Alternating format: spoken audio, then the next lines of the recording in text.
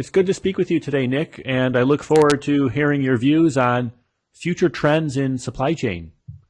Can you start by providing a brief background of yourself? My pleasure, Dustin. Nick Vyas, Director, Center for Global Supply Chain Management at University of Southern California, USC, Marshall School of Business, as well as I'm a professor, primarily teaching lean supply chain management and international global supply chain management. Thank you. My first question is, what do you believe are the future trends in supply chain? So there are several things that are happening concurrently. So I think there are dimensions of technology that is rapidly evolving. And I think this rapid evolution of technology will have a significant impact of how the supply chain will look 3, 5, 10 years from now.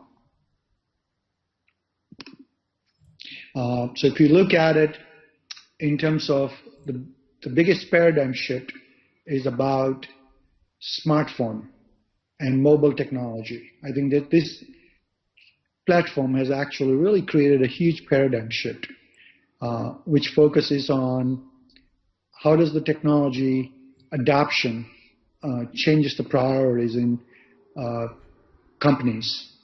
And if you start to review in those areas such as cross-channel inventory optimization, distribution order management, in-store wireless devices and applications, integrated product catalog, for example, or even product information management. All of these things will have to be integrated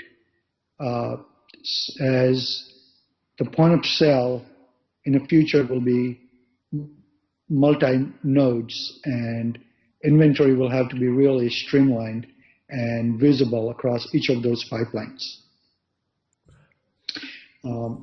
If you continue on from social media and smartphone combination, I think there are 3 key technology drivers that I feel they're really going to change the trends. The first would be there's some conversation that has already started.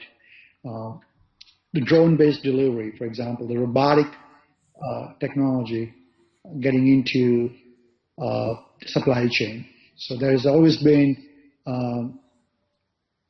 ASAR modules with the robotic pick and pack modules and some of the unload and load functionality.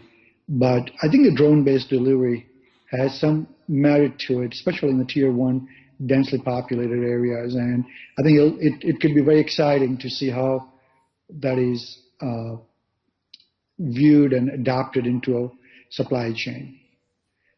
Second technological trend that I am really bullish about it is Google Glass and voice technology integrations, meaning how does the future warehouse distribution as well as some of the replenishment functions can be integrated by having hand-free capabilities where your orders, your pick orders, and your location details are all viewed on the horizon on your Google Glasses with the voice technology. And that could have a significant impact in terms of how we manage the middle part of the supply chain. And last but not the least, I think if I were to touch the technology which I'm very interested about is 3D printing. I think this can have a huge impact on supply chain in terms of how factories, concept of setting up factories for companies can be decentralized by adopting this technology once it's economically feasible into supply chain. And that could really change the entire network and transportation model. And how should companies respond to these trends? So in terms of the earlier conversation on social media, I think company certainly needs to start to look at it and understand the opportunities that exist in these areas. How to manage real-time monitoring?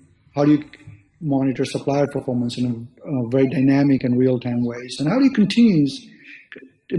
implement the continuous improvement in supply chain to stay ahead of the curve? So in order to really be assimilated with this mobile technology and blurring lines of different supply chain verticals, you definitely have to look at the exception management, focus on technology that allows you to have the real-time visibility across the span of your supply chain. And the company needs to really adopt the agility that comes with this visibility and participate rather than shying away from it. Thank you. Did we cover all the points you wanted to make about the future of supply chains? Yeah, I think it's one of the paradigm that I would certainly continue to explore, which is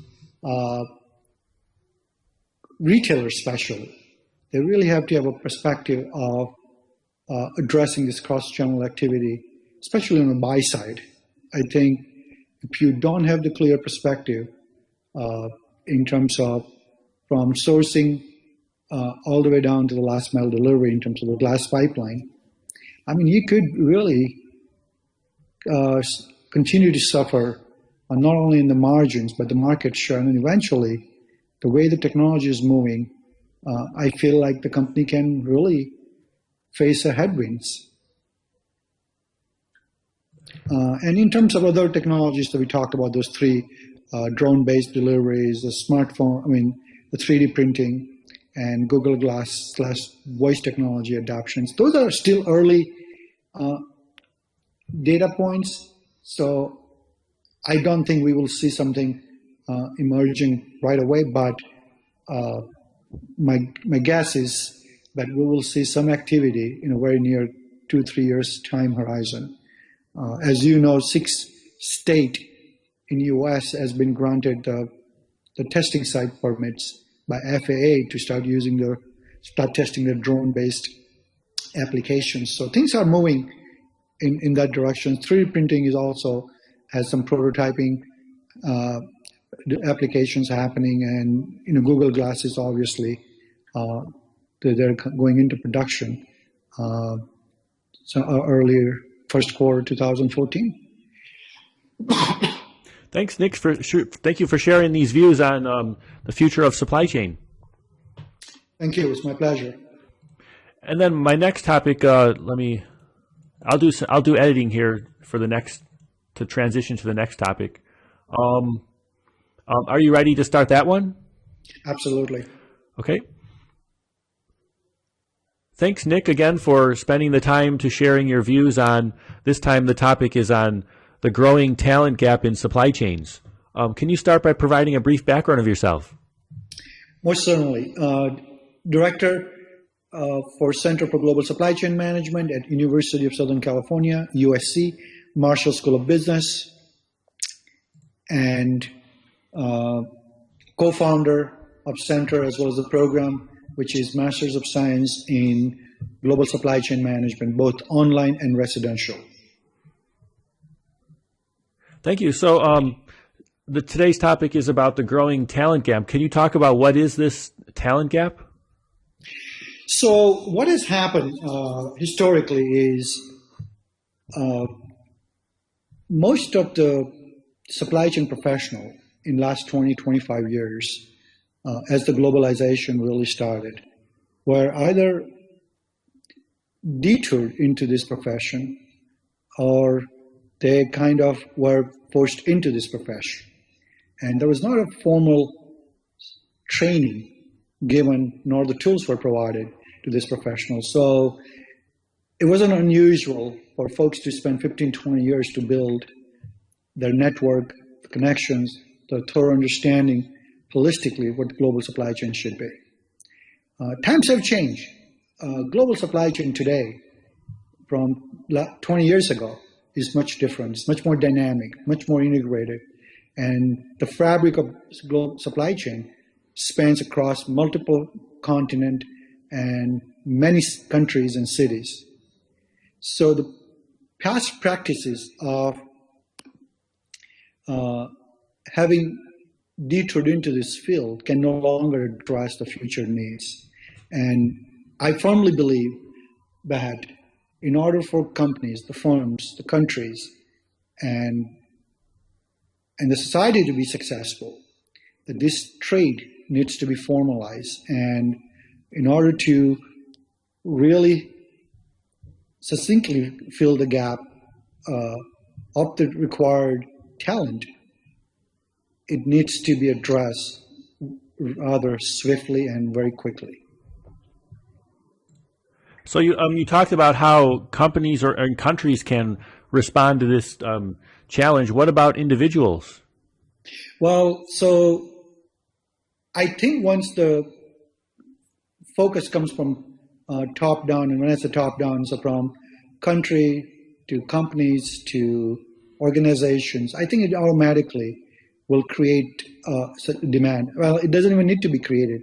If you look at it, JOC, Journal of Commerce, in last year's, I think somewhere July or August, forecasted in just US only, there'll be about 600,000 deficits of jobs in supply chain management. You look at many other Asian emerging markets, the shortfall of talent and high turnover, result of that is a huge evidence that we really in dire needs for well-trained individuals. And individually, students, professionals need to look at it, that after healthcare, supply chain is the biggest spent per GDP for global economy. You look at the US, it's about 10%, approximately 10% of the total GDP. China is 18%. You look at the average, it's about 22% globally.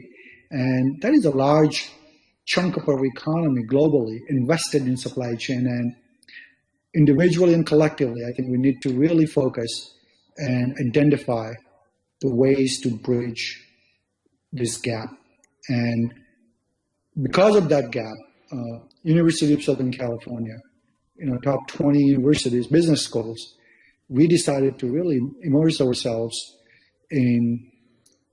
by creating this opportunity of Masters of Science in Global Supply Chain Management, both online and residential, taking business leaders and providing them what would be 16 years, 20 years of learning curve, diffuse it down to 16 months, and giving them all the tools and network possible to be successfully run the global organization in supply chain.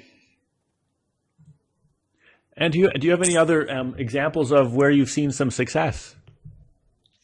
The success in terms of the training, a lot of companies are now actually doing the certification that they do their in-house education, meaning by creating either the rotation programs so that you're well-versed individuals that create a succession planning in terms of providing the opportunities in supply chain. But the gap is much greater than those small initiatives individually run by the company. And I think once the universities and institutions comes together and then really provide supply chain training and programs, I think it will certainly help fill some of the gaps. And the point to be very careful here is not just learning supply chain, but learning global supply chain, meaning you can no longer survive in a silo of region, company, or country. It has to be span across the globe, because inevitably you are going to be dealing with component that's outside the border, component outside your company, and one must understand those components and be very good at it. And that's one of the reasons why we created a very holistic curriculum at USC, which takes into consideration for experiential learning in international settings, where we take students and take them into the best-in-class countries and companies which runs great infrastructure, great technology, great integration role, and give them an opportunity to see how, if executed well, you could become very successful. And Singapore is a very good example. And I think this gap also that has another dimensions, which is the agility and continuous improvement within the supply chain. So tomorrow's supply chain executive must be equipped with the tools for learning Lean Six Sigma, because supply chain, let's face it, will continue to be the cost avoidance and quality improvement initiatives. And to do those two things, culture has to be in place where the respect and value for continuous improvement is ingrained in company culture. And individuals should be trained, along with the supply chain training, to be able to equip with all the tools of Lean Six Sigma and find ways to continue to evolve and improve their supply chain. And thank you, Nick, for sharing your views on the growing talent gap in supply chain. My pleasure, Dustin. Okay, let me turn off the recorder.